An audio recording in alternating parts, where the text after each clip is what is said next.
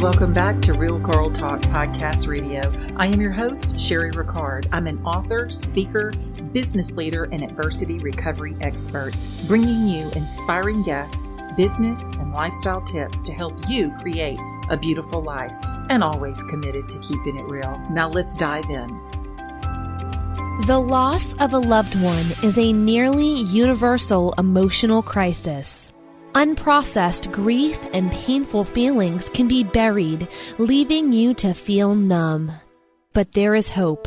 Certified grief counselor, RN, and author Sherry Ricard shares her story of how to cope in her first book, Wake Up Call, A Mother's Grief Journey, after the loss of her 17-year-old son. This book, along with Sherry's other books, are available on Amazon as well as on sherryricard.com.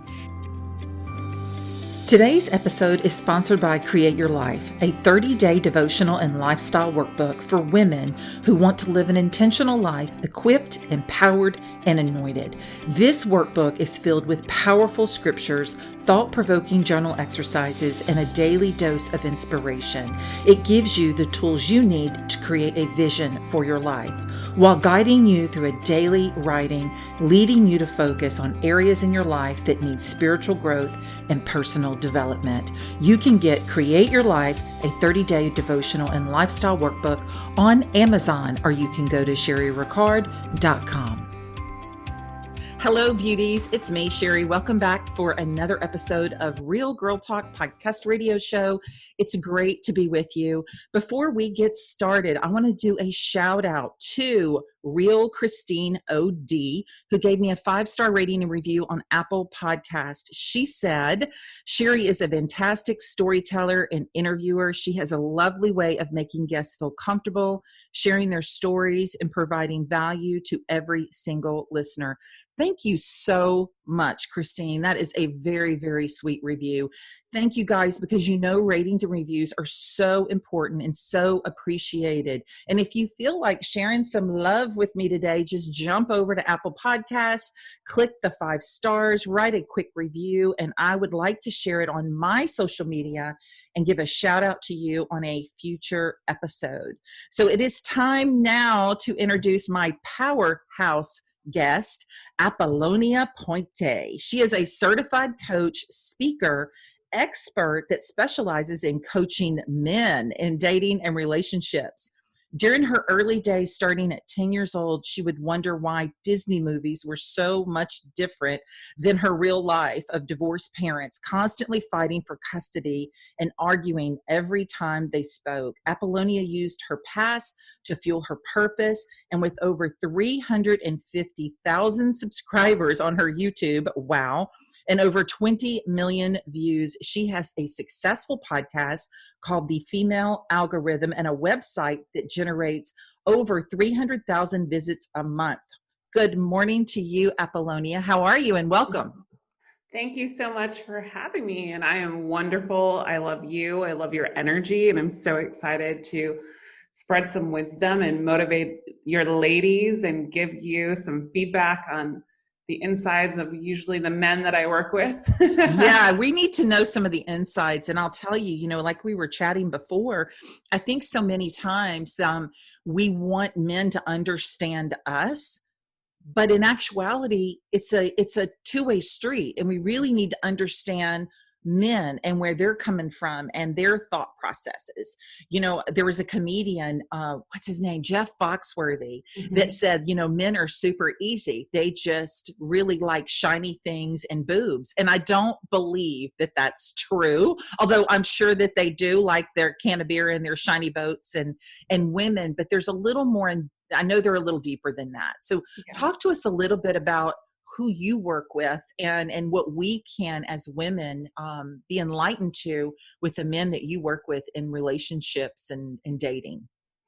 Yeah, so I definitely think I love that you mentioned that in regards to the comedian that said that, because I do think that's true to an extent. I think with the whole how the world has basically trained men, right? So for example, I'm in the industry of dating relationships for men, and before me coming into the world and really authentic coaches that want to teach men emotional connection, human psychology, emotional intelligence, how to actually put this into their relationships. Before that, there were coaches, quote unquote, they're not coaches, but people that they would get advice from called pickup artists. And pickup artists were people that did teach men, right? So before, even years ago, this is the whole facade that was kind of embedded in their heads is, you know, if you have a 10 on your shoulders and this woman has big boobs and she's beautiful, and then this means that you're a man, you know? Yeah. And we've had this stigma, and men had to keep up with this stigma. But what had happened is they get the woman, but then they're not fulfilled. Emotionally, intellectually. And so they felt stuck. And this is where the toxic relationships came about. Right. This is where things come about. And also too, when you look at the difference between a woman's brain and a man's brain, the men operate more from the prefrontal cortex. And what the prefrontal cortex is more of like what I call the flight or fright mode, where it's very factual, right? It's very factual. It's hot or cold. It's black or white. And also it's engaged through our eyes. We pick up emotions by what we see. So men operate from there.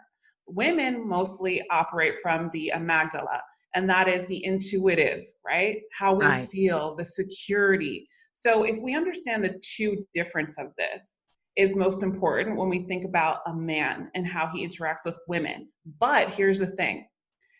Yes, it may start like that for a man, but I definitely think that we don't have alternative education when it comes to love, right? So unless you have a parent teach you this at home, like a mother, like you're an amazing mother. We were talking about your son earlier a little bit, and I can already tell, you know, to teach a man that it's not about a woman's body. It's not about a woman's looks, right? And a lot of men don't have this. They either are playing the same role that their father played with their mother, or playing the same role that their mother did, or seeking acceptance from parents all the time. So it comes into needy behavior with women. They're so on, and I'll get into that. But the thing about this is it comes with maturity, right? It's kind of like when you hit rock bottom and you're like, I can't take this anymore. Right. What do I need to do to wake up and change, right? So I do think that it does happen with a lot of men, because that is true to an extent, but also too, there are so many men that want more. And so they seek more opportunity, right? How can I get more? Because a lot of men do want to feel connected now more than ever, right? So what has happened with our men as well is we've taught men in our society to hold back their masculinity at times. And then also we've taught men not to be vulnerable. So it comes up in other ways, like anger, like bullying, like treating women like shit, to be honest, right? Because that's how they feel that their presence are going to be heard. And it's not an excuse to say it's okay. It's not. But if we can look at things more compassionately and understand that people do things from past behaviors and patterns, subconscious beliefs, or because they're not becoming a leader in their own lives and they're playing the victim, because hurt people, plain and simple. Oh yeah. And everybody that's born is a good person. It's just really about what we've accustomed to in our life and our belief system. And a lot of men think that, men think that their value is in doing, right? I have to do this. I have to give her this. I have to provide this. I have to do this. And if I do all this, this means that I am the man. This means that this woman is going to love me. But what doesn't happen, and where the women complain and where the women don't feel heard, is even though a man is doing all this, is he completely present? Is he being present with you? So men think that their value is in doing, but it's really in being present with your women or your woman, right? Right. So that's where the emotional connection that women crave from a man, right? Beyond the surface level conversations, really getting in-depth conversations about, why is this happening? What do you believe? What do you want from life? Really getting that substance in there is what I teach, right, to men, is how to thrive with women in emotional connection, how to build emotional connection with women, and also too, how to set standards for yourself with women. I think as a woman, that is the most attractive thing to me. My fiance had standards, and that was one thing that stuck out to me. Yeah. As a woman, I was like, how can I okay, so this means this guy has standards. I want to be the girl though. I want to be the girl. So I was always aware. I was on my toes, and he reciprocated obviously. And that's, gave me a Right. lot through the process. But, that is one of the emotional points is the practice is really about getting men connected and out of their mind and into their body more. So what do you do if you're later in life, maybe you're in your 40s and 50s, you've been divorced, I don't know, maybe you've been divorced once or twice, let's just say once, and you have a hard time with men connecting with you on some level? Because in particular, I'm thinking of someone right now who has dated men off and on online. She's met them online, and she is an amazing person, amazing. And then I find that these relationships will only last a few months, and then all of a sudden the man just, he pours himself into her, and then he just disappears. And she's standing there going, what did I do? I think a part of it is that she comes on too strong, because she does want a relationship so desperately, but I could be wrong in that. But then I find out later that they maybe did this previously in other relationships. So what do you say to the woman that is later in life, in 40s and 50s, and finds herself back out there in the dating world? What should she be looking for a solid relationship? Yeah, I think that's a great question. I think it's really hard to get back out there sometimes and date because it can be really overwhelming, right? It's literally like you're thrown into a pond and a bunch of men you have to choose from kind of thing. And you're just like, oh my gosh. And sometimes these men are just not very aware, and they just don't know what to say, and it's just kind of off-putting. And then you get tired, and you get tired. And sometimes when you get tired, you start to sometimes, what's the word I'm looking for? You settle, you start to settle a little bit. And I think that's where it comes from. Number one is not exhaust yourself, right? So when someone really wants a relationship, obviously they're seeking, they don't want to be lonely. They want to share experiences with someone. They want to feel connected to someone. And as humans, we want connection. We thrive off connection. But the most glorifying thing that you can do for yourself is continue to stay present when you are in the space of looking for someone. Because what we tend to do is we ignore the red flags when we really want something really bad, and we end up settling, right?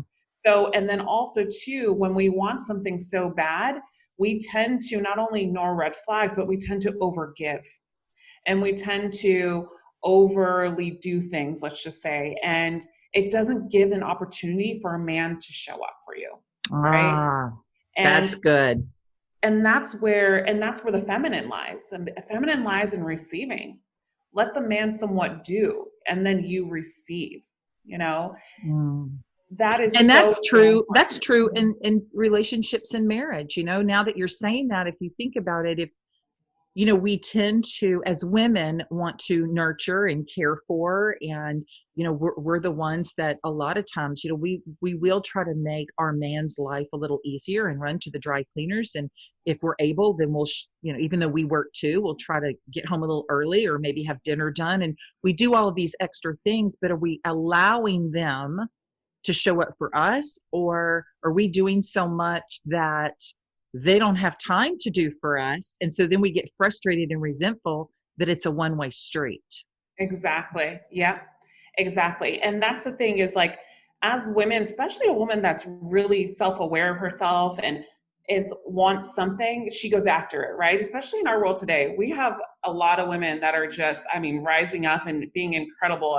Both of us, for instance, we're both here on the podcast, and I have a 7-figure business, right? And I work with men.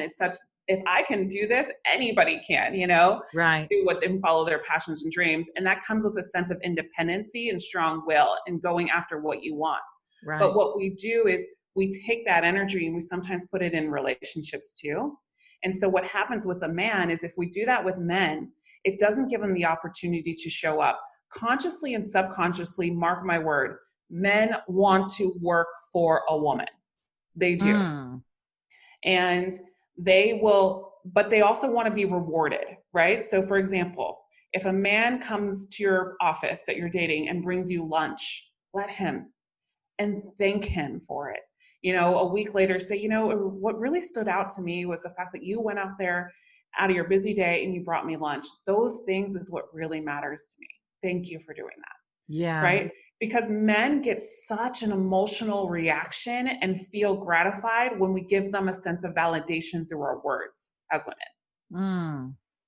But here's the trick, is we're not trying to overdo it. So for example, with your friend, I don't know your friend, but I can say from coaching a lot is the men that she's choosing probably dive in head first and really, really fast and give her everything. And she's like, this is amazing, right? Right. But here's what my biggest belief is: healthy relationships and attraction, the foundation of attraction is pace. Healthy relationships start from pace, right? Like getting to know each other, going on dates maybe once or twice a week, and seeing that this other man does have other priorities besides just you right now.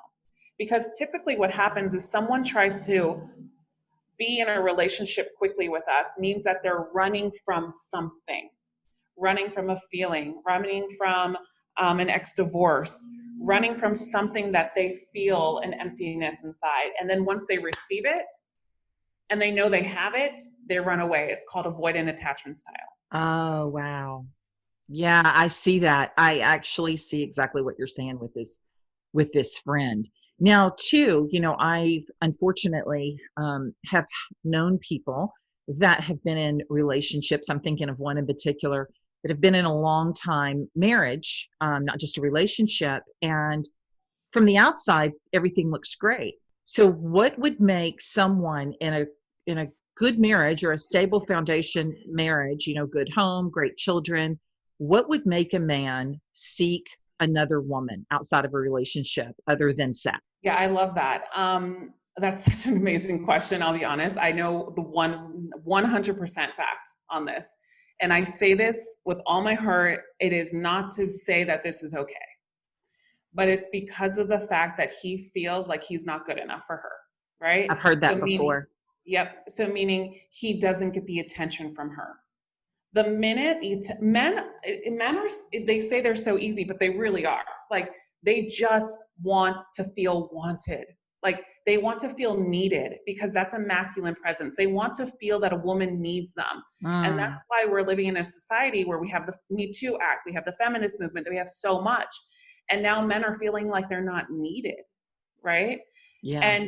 And that is like the biggest thing, is where now that's why I'm stepping into this realm with men, because they are needed.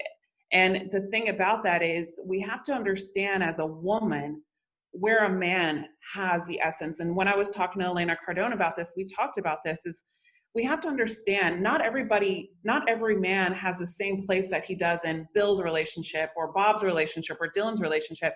You have to figure out what's great for you guys, right? Give a man an opportunity to be the man in the relationship, whatever that may be to you, right? So he feels value, because we're living in a world where it says the future is female, but how about what's the future hold for men now? What does the future hold for our little boys when they see a girl wearing a shirt saying the future is female? That's something that I look at and I'm like, oh my gosh, we're separating. Yeah. We're separating. Yeah. And, I had this conversation with another guest actually, and we talked about this exact subject, that yes, we want to empower each other as women and we want to support each other, because one thing that I cannot stand, and I'm going to call you Apple because your friends call you Apple instead of Apollonia. But the one thing that I can't stand, Apple, is that women can be so petty. Women can be jealous. Women can be catty. And you don't see that as much with men, right? Men are just pretty simple in conversation. They'll talk about politics and sports, and they usually reminisce, if they're with their old friends, of something they did back in the golden days when they were scoring touchdowns or whatever they talk about. But with women, we have such a competition to rise. And I have women on my show so I can help them rise and help elevate those women. But when it comes to men, we do tend to ignore them because we're too busy either helping and supporting each other if we're good supportive women like we should be, or we're too busy focusing on how to be better than the other woman. And then the men are kind of left behind, when in actuality, we need them, because Yes. they're in really high positions corporate wise, and we need them to see what value we are to hire us so Mhm. we can rise at the same time. Exactly. Yep, 100%. And I always say this, and I put this like for women viewers, and obviously we can get into, toxic men, and like obviously this is, it doesn't mean that, oh, men are just this beautiful creature. There's Right. toxic women Well, just like we all know better than that. yeah, exactly. And that's what and that's why I do a lot of trauma work with men, because I heal, their relationships more connected to their body so they can show up better for their wife or with women in general. But at the end of the day, we got to remember this one thing. If we ever had to go to war as a country, the first person that is going to get called is men, Right. not us. Right. The first people that are going to get called is men. So we can't forget the glory that they actually have in our human beings as us in this human experience that we're living in. And also we can't forget their purpose as a masculine man. And so what happens is we're like, oh, we can do it all as women. But okay, but if what was to hit the fan, who's the person that has to step up? Right. If you're sleeping in bed and a robber comes in and your man is next to you, are you the one that's going to go downstairs? He's probably going to be the first one in front of you, and you might be tracking along, but he's the one that's going to get up. Well, right? It's funny that you said that, because Wendell and I actually, my husband and I have this joke, because several years ago, I heard a noise one time and I said, babe, did you hear that? And he said, yeah, go check it out. And he was joking, but I looked at him and I was thinking, what? And he started busting out laughing. So to this day, we have a joke about it, because if I hear something, he'll go check it out. I love that. I'm like, no, you're the one that's 6'5", 290, played in the NFL. You go check it out. Yeah. Oh my gosh, that's awesome. I love that. Yeah, so we do. We need them. And I mean, we are, here's the thing. We are emotionally and physically different. We are. And women want to be equal to men. And we are, to a certain extent, on the things that we can do. But we are built, we were born. God created us emotionally and physically different.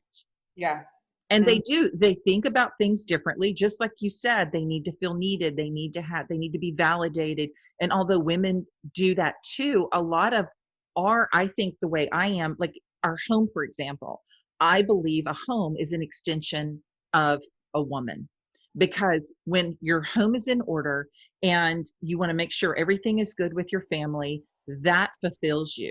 Whereas a man that can help provide and and feel needed and valued, that's an extension of them. Am I correct? 100%. Like before I found my fiance, I had a string of toxic relationships. I choose the wrong men, emotionally unavailable men. I was wondering why, and I blamed them, until I just really took a really big eye at myself. And I even got to a point in my life where I was like, maybe I'm never going to find love, right? Maybe it's not meant to be, right? So I even got to that point, and I turned the eye on myself and I said, okay, what am I doing wrong? How am I not putting myself first? How am I not showing up for myself? How am I not living in integrity for myself? Am I sleeping with men too early?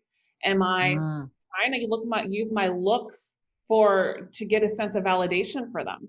Am I dating him because he has money? Am I dating him because of the fact that he's just only good looking and I'm just trying to impress him, but I'm not really coming back home and saying, is he really someone that I can vibe with? Is he really someone that can actually get involved in my life? Or am I jumping in really fast because I'm so craving connection? Am I just wanting to see him 2 days from now because I want to feel like I'm needed as a woman, right? Right. And so I actually took a year off from dating and dated myself, right? I remember, and I started kind of manifesting what I wanted for myself. And I remember there was a happiness that took over my life where I would always go out on weekends. I lived in Miami, always go out on the weekends, go out to dinners and do this. But then it came a time when I was dating myself and I just stopped. And on the weekends, I just stayed home and I cooked dinner. I put on some music, I had a glass of wine, and I just started dancing in my living room alone. And in that moment, I was like, holy crap, This is what happiness, internal happiness feels like. And I remember in that moment, I go, my love of my life is coming now, because I felt so connected.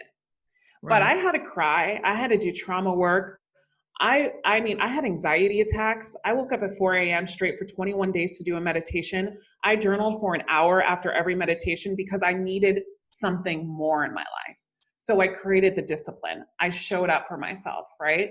And that's when I found the person that I'm with now, I think 3 or 4 months later. And the difference when I started to date him was this: I didn't try to impress him.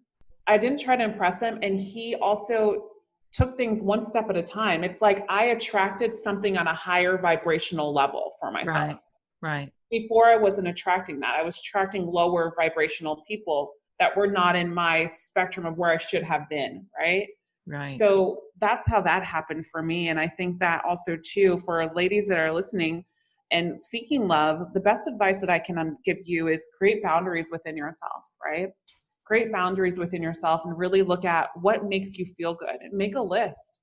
What are your weaknesses right now? What are your strengths right now? And when you go on a date and you feel like you're connected to this person, stay present. Don't get in the past or the future, because that's an illusion. Just stay present in your moment and let that man show up for you, and don't overdo it. Just let it naturally pace. Yeah. And I think too, it's important to have a non-negotiable list, because I know this particular friend that I was telling you about, she cannot stand the smell of smoke. She can't, I mean, it physically makes her ill. And she dated this guy. She was totally into him, and he smoked. And I think a lot of it was just because she wanted that connection with him. She really wanted that connection, and she wanted that relationship, that she was willing to give up one of her non-negotiables that she had always had, just so she could have a relationship with this person.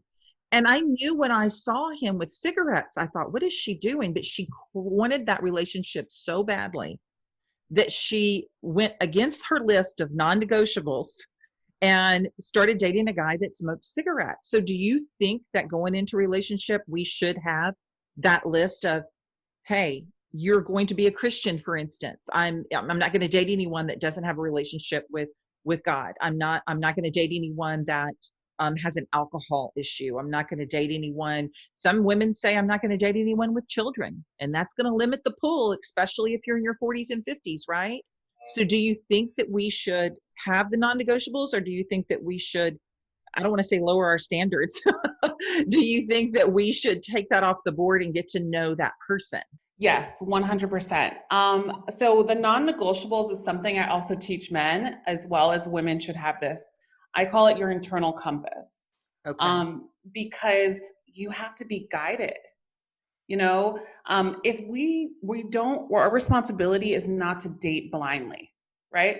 So for example, if you have children, you probably, when you're searching for a home, you don't want to get a home in an F-graded school if you can afford something a little bit better, right? Right. So we have standards for our children, right?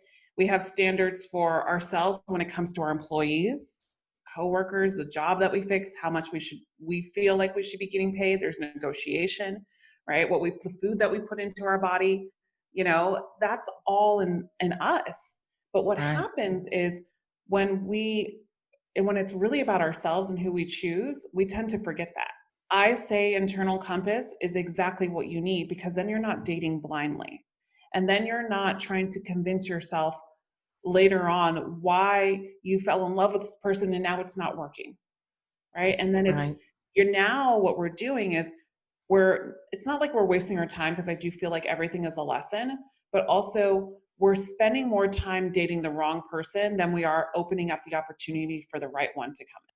Do you like online dating? Where do you think that men and women should start if they find themselves back in the dating pool? Yeah, so online dating is tricky. I have a hot and cold relationship with the online dating. I have a hot relationship with it because I found my partner online, and also a lot of my clients have found love online, and that's why I feel like it's so good. But here's the thing: is um, you have to take online dating with a grain of salt, right? Because you don't know why people are on there. Sometimes they're just on there just to have a sense of validation, emotion, whatever, for fun, to look at it, not committing and dating a bunch of people. You never know. So how we start to lose ourselves in online dating is we go in there with expectations. Yeah. And a lot of times, I'll be honest, men don't know what they're doing online. They don't know how to open up a conversation. They don't know how to take good photos, so it's hard because you'll see a guy online and then he's out and you're like, oh, he's actually handsome. Give men a little bit of an opportunity too, if you see something there, and understand too, unless they're totally disrespectful, then that's different. But the thing about that is you got to go into online dating with a grain of salt. My thing is always ask friends, like if you have anybody that you think is good looking or a good match, you let me know, you bring them my way or whatever. Yeah. I think that's a great way. I also do think like getting involved in the community is a great way. Playing tennis, some type of sporting events if you can, and getting really out there in the community. And I know like there's a bunch of things in Florida where they'll have like Boca Raton, like men and ladies group and things like that. And they do like go golfing or do something like that. Right. And that's how you meet people. And I think it's just about being open, and doing and letting that wall down, right? Because your sense of energy is what's going to attract people into your life. So if you're hurt from a relationship and you're trying to now seek another one and you haven't healed from that, that's going to bring you another hurt person. Right? That makes such sense, because I think too, if we had a relationship where your spouse cheated on you, you develop and I've seen this, you develop such a pattern of now all of a sudden you're not a trusting person. Yeah. I know that if a woman has been cheated on and she was so trusting before, then every man she's going to look at them in a different light. Yes. And that's painful and it's sad, but it's also true. And I wouldn't know how to tell him to get past that because I don't know that I could. Yeah. It's a choice. You know what I mean? It is really painful. I've been cheated on, but I've also been a cheater. I don't believe in that saying, once a cheater, always a cheater. I don't. No. I do believe that a man can cheat, and if he doesn't feel sorry for his behaviors and want to become a better man, then he falls in the line of once a cheater, always a cheater. Okay. All right. But I work with a lot of men, and let me tell you, there's men that have cheated, and I can put my hand on them and say, I know without a doubt if he was to find another woman he loved, he's learned so big from this, he lost everything, that he would never in a million years do it again, right? Interesting. Like, because they're more connected. Now, this guy, there's men that come to me and they're so disconnected. They get on the phone, they're so anxious. And they're just like, they're so disconnected from their body. 3 months later, they're meditating. They have crystals. They're talking about the full moon is out. I'm going to put my crystals out there now. Their energy is different. Their relationships with their parents are different. I have a guy that's never talked to his mother. The reason why he cheated was because his mother cheated on him at such an early age. And that was his first relationship with a woman. So he had to heal that relationship. And now that mother is back into his life. And now he's not even the same person. Right. And I know a man in particular that he cheated on his wife, and he said that the reason why he did was really just a self-sabotagement that he was doing to himself, because he was so unhappy and so miserable in his own life, not necessarily with his relationship, but he was miserable with himself. He had a lot of struggles and challenges that had come his way. And he said that he completely disconnected and he felt powerful in this sexual relationship with this other person because he could control everything about this woman.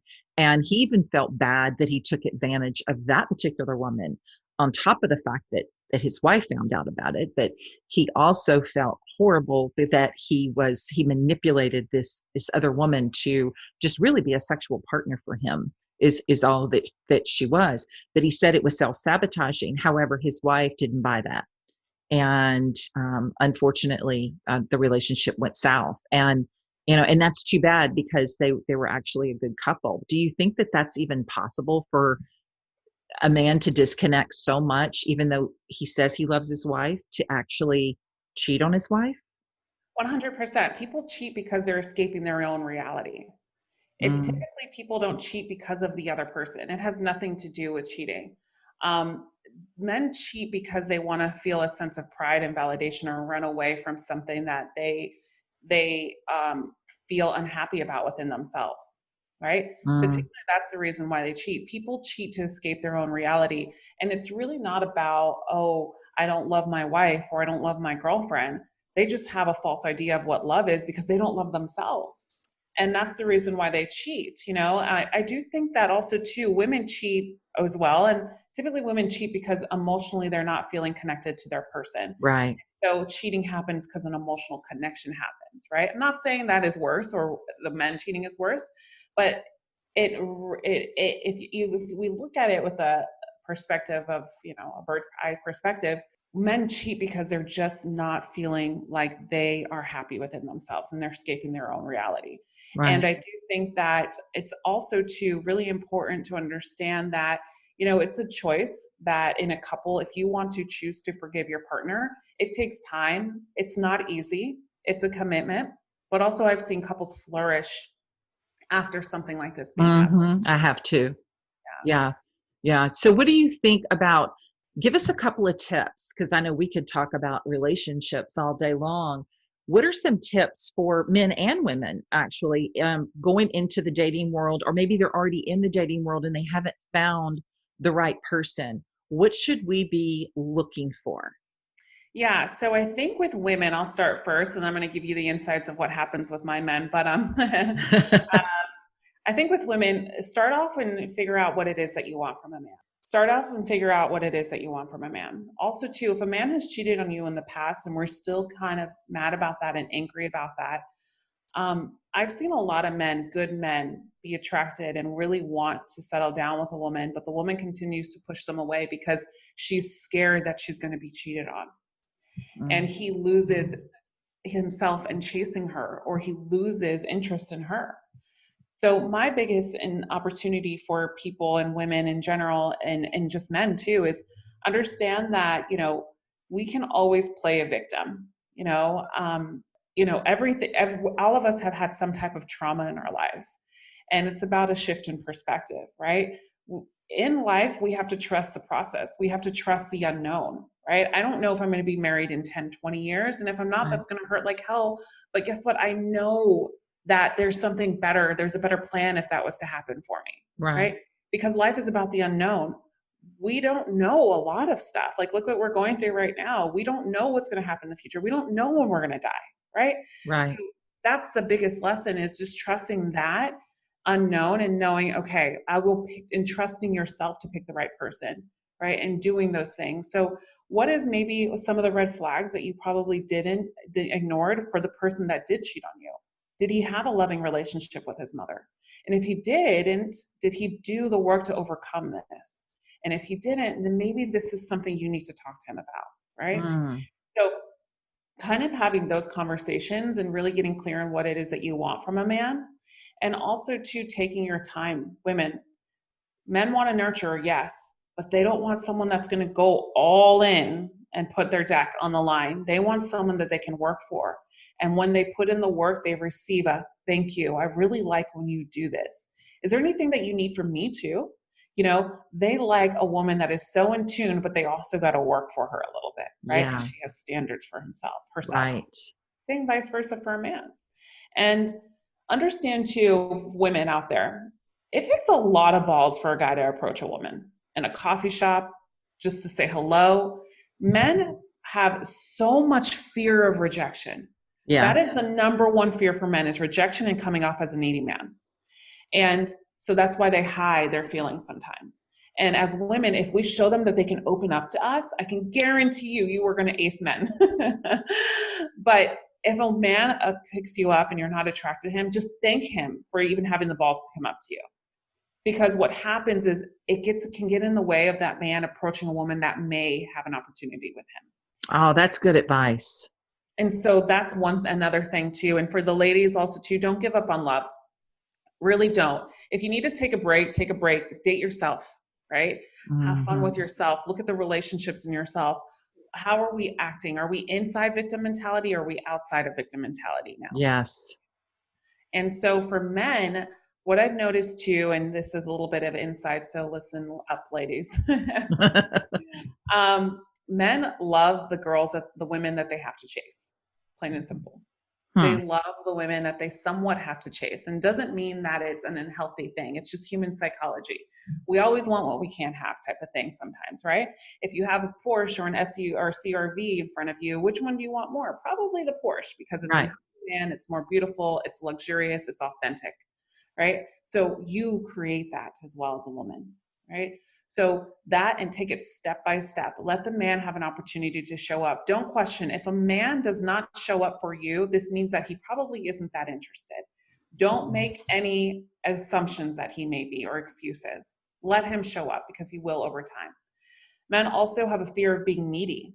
So a lot of men contact me because they're like, oh my God, I lost her. And now I'm like giving her everything. I'm over giving, right? I'm doing this. Right. And the root of attraction too with women is just communicating your feelings. So when you say like, I just don't feel connected, try to figure out why you don't feel connected.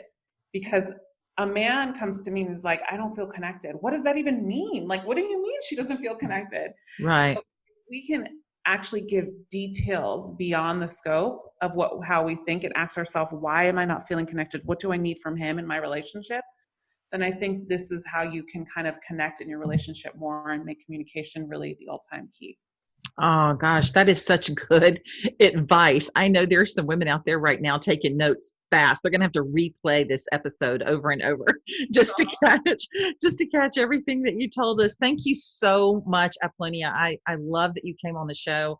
I love everything that you said. I have not had a certified coach in relationship and dating. So like I had told you before, this is really, really good information. And we'll have to have you back on the show, because I know there are a lot of things. I know there were questions going through my mind, and that's why I said we could talk all day. So I want to have you back if you'll come back on the show, and we'll kind of pick up from here. It would be really cool to find someone that is dating that we could do maybe a 3-way and have some insight and follow her story. If I have someone that will have the guts to step up and tell me that you're dating, then Apollonia and I would like to follow your relationship, and you can give us some of the tips and strategies that you've been using in yours. So if that's the case, shoot me an email, because this is just a thought that I think would be really cool to be able to do that. You can send it to info@sherryricard.com. Thank you so much, Apollonia. I appreciate you very, very much. Oh, and thank you. I love being on, and I think that is an amazing idea. I would love to do that. Great. Thank you. Guys, don't forget, you faithful listeners, jump over and leave a review today. I read every single one of them, and I like to do a shout out on all of my episodes and honor you with the same love and appreciation that you give me. My daily dose of encouragement, ladies, is just to step out of your comfort zone, try something new, reboot, regroup, reinvent yourself. If you feel stuck, you can go to my website, subscribe so you don't miss any updates, tips, and tricks to help you. And until next week, stay healthy, make yourself happy, and above all, keep your faith in God, the one and only person that matters. Have a blessed week.